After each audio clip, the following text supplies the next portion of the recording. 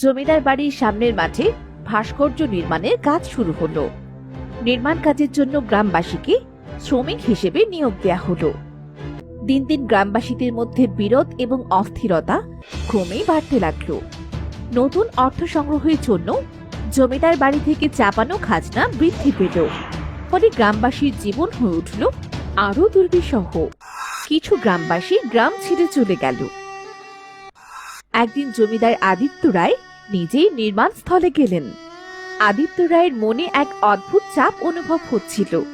তিনি দেখতে পেলেন তার প্রাসাদের চারপাশের মানুষের চোখে মুখে অনেক হতাশা ও অভিমান জমে আছে।